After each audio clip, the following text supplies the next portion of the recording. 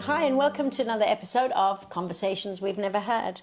Gemma and I wanted to speak about hope, what it's like to hold on to hope when you've gone through sexual trauma. So, what does it mean, hope, and how do we hold on to it? Because I think for some people it sounds almost impossible. I think hope can feel very big and difficult at times, but for me it has been the thing that is my saving grace every step of the way.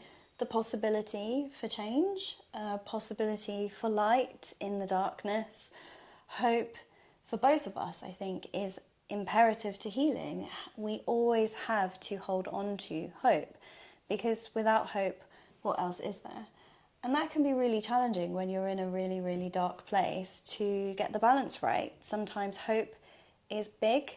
Sometimes the hope is so big, it isn't a real thing. So it has to be balanced out with the realities of life and the darkness of the experience.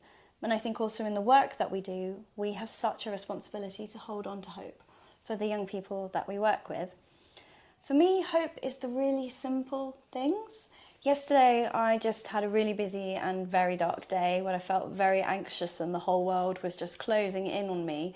And at the end of the day, my husband came down and said, "I've got something really special to show you." And he'd been out in the garden with our puppy, and he had this head torch on because he has to see the way for the puppy.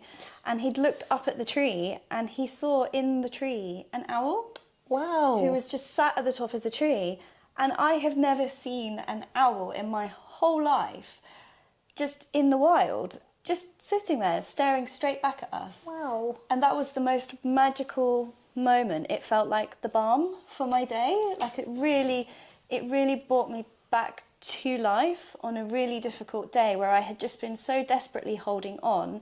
It felt like the biggest gift to have that simple moment of that experience. So for me, that's what hope means. So I guess hope is simplicity and looking for the tiniest things in your day when you are struggling with the large things. I always, as a young person, when I had times in my life where hope was really hard to grab or grasp, my wish at times were I wish someone else was holding on to hope for me when I had none. So I guess for me, working in the space and holding so much onto hope for parents and young people is so important, because I want parents or carers to know that their child might not be having any hope inside of them, but it's their responsibility to try and hold on to hope for their child. Because after being so hurt, it's very hard to navigate and find. And I think for me, it's what you were saying. It was the simple things that I started realizing were the things that were gifting me the most. So I always talk about holding my sister's hand was really important to me. She didn't know at the time what happened to me, but we were so close, and that really helped me. Or being able to have a bubblegum ice cream. And I always think about the fact that even through trauma, to be able to taste something was my hope, because things go so dark and you can live in a very grey life. That bubblegum ice cream always was very blue to me, and the bubbles, the bubblegum was so chewy and so hard. And those things became so important because you can lose sense of everything. So I guess hope for me is the simplicity that we often lose in the complexity of sexual abuse, because the world just is so complex when you've been so hurt. So I think in all things, people go to the complex moments, and for me, it's about those simple moments that can reignite hope for people. I think hope also has to be shared, so you can hold on to your own inner light and your own sense of hope. But for me, hope is like a thread of light in the darkness, the thing that you hold on to. And it's always really nice to find someone who can hold on to the other end, because it's big and scary and always hard in the moments that you are experiencing abuse and many moments after when you're living with the impacts.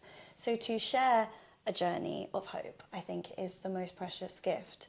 So sometimes hope can feel difficult or impossible to achieve, and there can be so much darkness, we always talk a lot about the importance of having someone who can hold on to hope for you in your darkest moments. And for me, that's a very great privilege in the work that we do and also in our friendship.